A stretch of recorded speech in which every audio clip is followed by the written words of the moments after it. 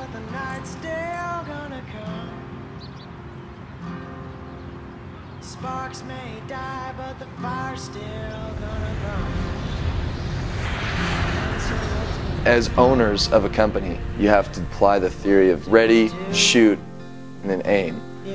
And almost to our detriment, we've lived out that theory.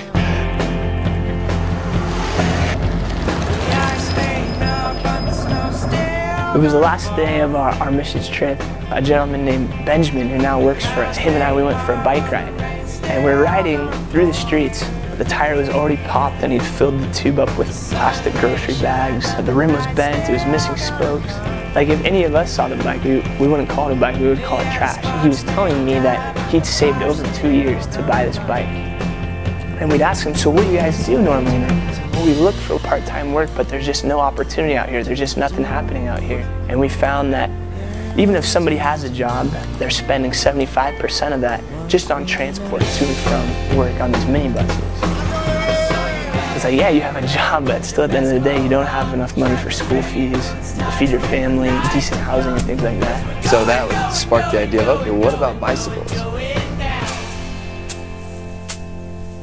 I think coming home, we both realized we would love to go back in the capacity where we could actually provide opportunity. I believe the statistic is when nonprofits come in, they're here for less than 3 years and then they leave.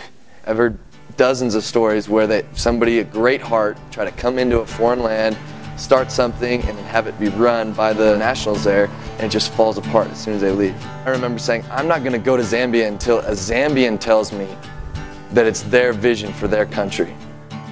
We started watching the BBC.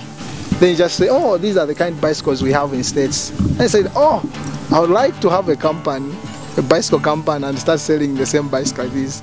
That was the green light. We set up a business plan through entrepreneurship class. We can at least start it and see what happens. When Dustin and I first came to Zambia to help start Zambikes, we were walking around and they asked us to play soccer, and we played soccer and we loved it. We came back the next day and the next day. Every day we just come back to the farm and we just be with these guys and we play soccer.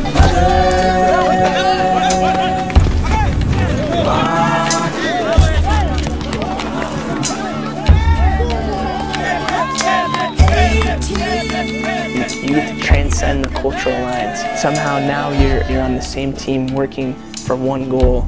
So that was kind of how we introduced ourselves to the community, and the community introduced ourselves to us. And how soccer was the huge tie.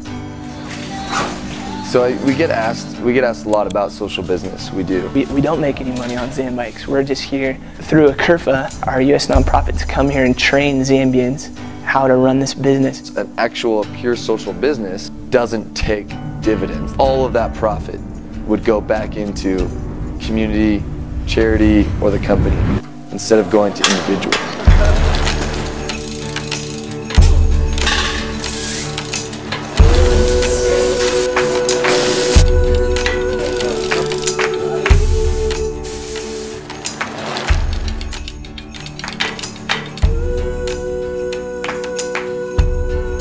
We want it to be Zambian run, and we want it to be a financially sustainable thing, so when we get life-changing products like Zamcarts and Zambulances, they can be here not only in 3 years, but they can be here in 10 years. You're not only supporting those guys, but you're supporting their families. It's just amazing how that trickles out and how they're able to support each other. You are blessed to be a blessing.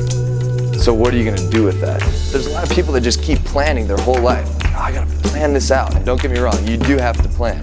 But if you never shoot, then you're never going to know what will actually work. Everything which God created is good, as long as you receive with thanksgiving. That's the end. We read in Proverbs that if you're just willing to break the ground, God's going to take care of the rest. Not that we're anything more special than anybody else, but we were just maybe naive enough or courageous enough just to walk through certain doors,